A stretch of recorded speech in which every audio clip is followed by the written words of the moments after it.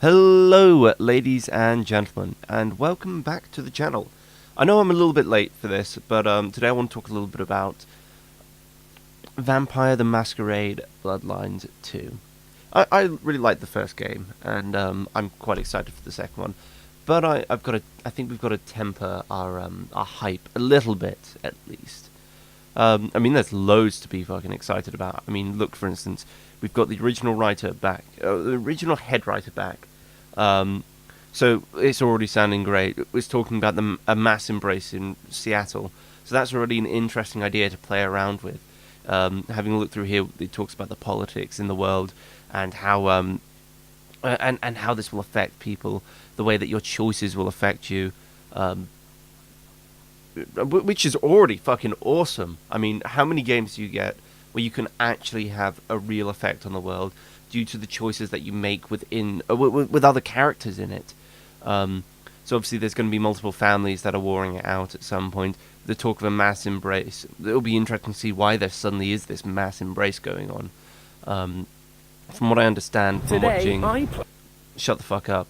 From watching a couple of little videos and stuff about it, they talk about they talk a bit about how the mechanics are being revamped, how the world looks, and apparently it's absolutely gorgeous. And apparently your appearance is going to change based on the amount of blood that you drink, which I don't know. I kind of like that idea. I kind of don't. I'd always thought of the idea of drinking more blood so that you look more normal. Vampire or whatever, vampire with a Y, had an interesting way where the more blood you drank, the more you could improve your character, but the less human you were, which I liked. I thought that was an interesting idea. That was cool to me. But this, at the moment, it's promising. A lot of these articles and stuff are all talking about how the game looks, how it's got no exclusivity deal, which is cool as shit. I'm looking forward to playing it on PC, the way it should be played. I don't think we've really got to worry about the same sort of problems that affected the first game as well, due to the fact that a lot of it can be fixed with just a patch, and it's just so much cooler. And with a 2020 release, at least what these people who've already played it have said, it's actually pretty alright at the moment. Although I'd love to see some actual gameplay footage. I think that would be pretty cool. Actually, something else they talked about in the video was how diverse the way that you could change your character's ability set was, which I think is fantastic. I want to have a diverse set of powers that I can play around with and I can choose depending on my playstyle. I mean, having all these different choices will mean I can replay the game so many different ways. Most important, I want to have the same ability I had before to choose what kind of vampire I was. Like, I want to do a Nosferatu run again. I really want to do a Nosferatu run on just the first game again soon. So I might do that next Wednesday. I might start that. If you want to come along and join that, I'll see if I can get it streamed, and hopefully it won't fall apart like it did before. My one concern with the game is not really to do with the game itself, but to do rather with the tabletop game, as it's recently become infected with SJW nonsense. To show that a little bit, we've got our friend Rudy here, a new player on the Kindred scene. Rudy commands an impressive following as an anarch representative for the oppressed and repressed minorities in vampire society. That sounds just like the Nosferatus. You do realize that it was really just the Nosferatu kind of vampires that were the oppressed and repressed ones more than anything else, because they couldn't come out during the daytime. Or actually the Malkavians. Jesus, they were fucking insane. Maybe that. No.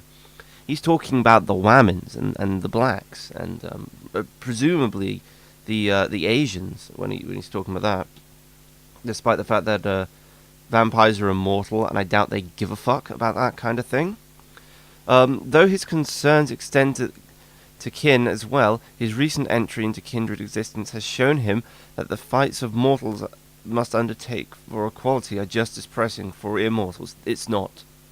Immortals wouldn't give a fuck because immortals are immortal.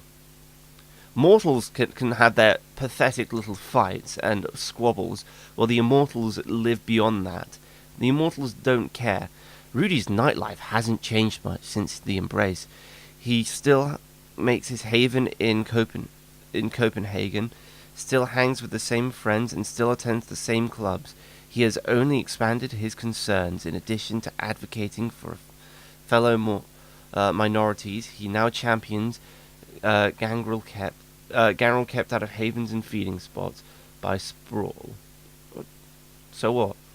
Yeah, he just seems like a typical SJW kind of character. Just wait, the best part's coming up.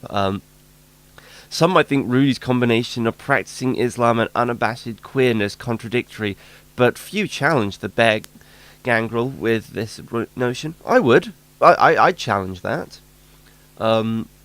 It's so stupid. It's just so pandering. Why bother? Why not just let people, just random people, create these kind of characters? If you're running a tabletop session, let people create them. You don't have to create these incredibly pandering characters. It's so stupid. And thus comes my worry for the game. I'm worried that they're going to put real-world politics into it, which I'm not actually fully against, as long as you let people make their decisions on it. But rather, I have a feeling they're going to make it so that their side of the political argument, their side, I make it sound like a fucking Borg, which is more or less what they are. But they're going to make the incredibly left-wing side the quote-unquote good side, and the and anything but that reprehensible. Like, but either by just having it so that there's a negative ending for if you choose that side, or not allowing you to choose at all and making you automatically have to pick. Oh no, I'm very left wing. Trust me, I'm a good person. It's stupid. Or perhaps making people who you might politically differ from just look like reprehensible. I can't even fucking speak. Or perhaps making characters that they personally disagree with politically reprehensible, and just generally be horrible people. As you know, what's a better way to discredit a political side than making everybody who represents them appear to be absolutely horrible creatures? I mean, they've never done that before, right? Anyway, that was kind of a very mixed, rambly sort of talk about some of my thoughts and worries for the new Bloodlines game. I'm excited for it. I'm very, very excited for it, in fact. But we'll have to wait and see what happens. See you later, guys. Bye.